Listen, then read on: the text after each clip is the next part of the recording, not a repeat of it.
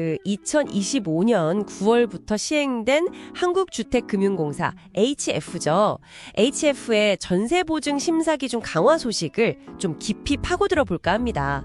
이게 최근 몇 년간 계속 문제였던 전세 사기. 특히 빌라나 다세대 같은 비아파트 쪽 피해를 막기 위한 조치라고 하는데요. 저희가 오늘 살펴볼 자료는요, 이 정책 변화의 배경부터 또 구체적으로 뭐가 바뀌는지, 그리고 이게 결국 비아파트 임대 시장 있잖아요. 다가구, 다세대 주택 같은 곳에요. 여기에 어떤 영향을 미치는지 이런 걸 좀 다각적으로 분석한 보고서들입니다. 임대인, 또 임차인, 나아가서 시장 전체에 미치는 파장까지. 혹시 여러분께서 이 시장에 계시거나 관심을 갖고 계시다면 정말 주목하셔야 할 내용일 겁니다. 자, 한번 풀어가 볼까요? 먼저 구체적으로 어떤 기준들이 바뀌는 건가요? 네, 핵심은 그겁니다. 보증 가입 문턱이 확 높아졌다는 거. 가장 큰 변화는요, 임차 보증금하고 그 집에 이미 있는 선순위 채권, 그러니까 기존 대출 같은 거요. 이걸 합친 금액이 주택 가격의 90%를 넘잖아요. 그러면 HF 전세보증 가입이 그냥 거절됩니다. 아예 안 되는 거죠. 여기서 주택 가격은 공시가격의 140% 기준으로 보고요. 아, 90%를. 그게 핵심이군요. 근데 제가 듣기로는 이게 다가 아니라고 하던데요. 맞습니다. 거기서 더 나아가서요, 현재 공시가격의 126%까지 가능했던 보증 총 한도 있잖아요.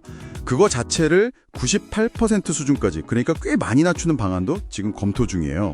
이게 일반 전세자금 보증은 물론이고 무주택 청년 특례 보증 같은 거 거의 모든 전세 보증 상품에 다 적용될 예정이라서요. 파장이 클 수밖에 없죠. 그렇군요. 근데 왜 유독 이렇게 빌라나 다세대 같은 소위 말하는 비아파트 시장이 타격을 받을 거다, 이런 분석이 많을까요?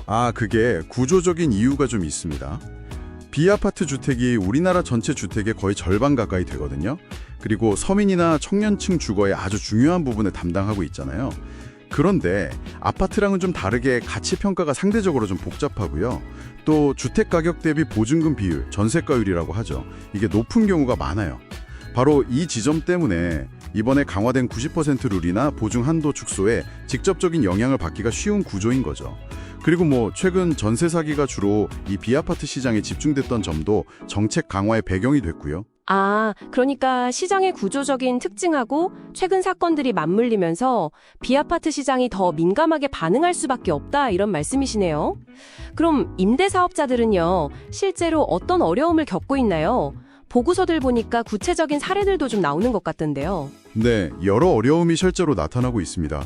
당장 보증 가입이 까다로워지니까 새 세입자를 구하기가 힘들어지는 거고요. 기존 세입자랑 계약 갱신하는 것도 부담이 커지죠. 보증 거절 사례가 늘면 금융기관 접근성도 떨어져서 운용자금 마련하기도 어렵고요. 특히 자료에 따르면 일부 지방이나 중소도시에서는 이럴 바엔 차라리 사업 접겠다 이러면서 매물을 내놓는 임대사업자들이 실제로 늘고 있다고 해요. 정말요? 네. 이게 결국에는 공급 위축으로 이어질 수 있다, 이런 우려가 큰 거죠. 심지어 정말 성실하게 운영해온 선의의 임대사업자들까지 피해를 본다는 지적도 나오고요. 임대인들의 어려움이 공급 위축으로까지 이어질 수 있다는 점, 이거 중요하네요. 근데 참 아이러니한 게 이 정책 목표는 원래 임차인 보호잖아요. 그런데 정작 임차인들은 어떤 상황에 놓이게 되는 건가요? 이 보호 장치가 오히려 문턱이 되는 건 아닌지. 왜냐면 보증 가입이 가능한 안전한 매물 자체가 줄어드니까요. 그럼 전세 계약 맺기가 더 어려워지는 거죠. 선택지가 줄어드니까 울며 겨자 먹기로 보증이 안 되는 집에 들어가거나 아니면 월세로 가야 하는 상황에 놓일 수도 있고요. 보증금을 제때 돌려받을 수 있을까? 이런 불안감도 여전하고요. 특히 자금 여력이 좀 부족한 청년이나 신혼부부 같은 주거 취약계층에게는 이 문턱이 더 높게 느껴질 수밖에 없는 거죠. 보고서에서도 이 부분을 상당히 우려하고 있습니다. 그렇군요. 보호하려던 조치가 오히려 접근성을 제한하는 딜레마네요. 이게 그럼 시장 전체로 보면 어떤 파급 효과를 가져올까요? 정부 입장은 어떻고요? 일단 비아파트 시장 위축은 아파트 시장하고의 가격 격차, 선호도 격차, 이런 양극화를 더 심화시킬 수 있습니다. 그리고 전반적인 전월세 시장의 불안정성도 커질 수 있고요. 비아파트 공급이 줄면 결국 임대료 상승 압력으로 작용할 수도 있겠죠. 정부 입장에서는 아무래도 전세 사기 예방, 그리고 금융 시스템 리스크 관리가 워낙 시급하니까 불가피한 조치라는 입장이긴 합니다. 하지만 이런 시장의 우려나 부작용을 모르는 건 아니어서 향후 시장 상황을 좀 지켜보면서 보완책을 마련할 가능성도 열어두고 있는 것 같아요. 결국 전세 사기라는 급한 불은 꺼야 하는데 또 서민 주거 안정이라는 근본적인 가치도 지켜야 하고 정말 어려운 균형 잡기 과제네요. 맞습니다. 이번 정책 변화는 특히 비아파트 시장 참여자 모두에게 뭐랄까 큰 도전 과제를 안겨주고 있습니다. 자료들에서도 공통적으로 지적하는 게 단순히 위험 매물 걸러내는 그런 소극적 규제를 넘어서야 한다는 거예요. 정상적인 임대 활동이랑 임차인의 주거 안정을 함께 지원할 수 있는 좀 더 섬세한 접근이 필요하다. 이런 목소리가 높습니다. 예를 들면 투기성 거래하고 정상적인 임대차를 좀 더 명확히 구분하는 기준을 만든다든지 아니면 선의의 임대사업자에 대한 어떤 선별적인 지원 방안 혹은 해외의 다양한 임대차 보증 시스템 사례 같은 걸 참고하는 등의 제언들이 나오고 있죠.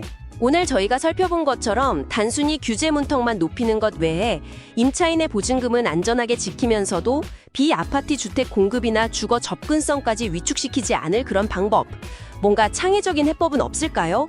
여러분께서도 한번 같이 고민해 보시면 좋겠습니다. 빠르게 변하는 시장, 정확한 정보가 경쟁력입니다. 지금 구독하고 콕부동산과 함께하세요.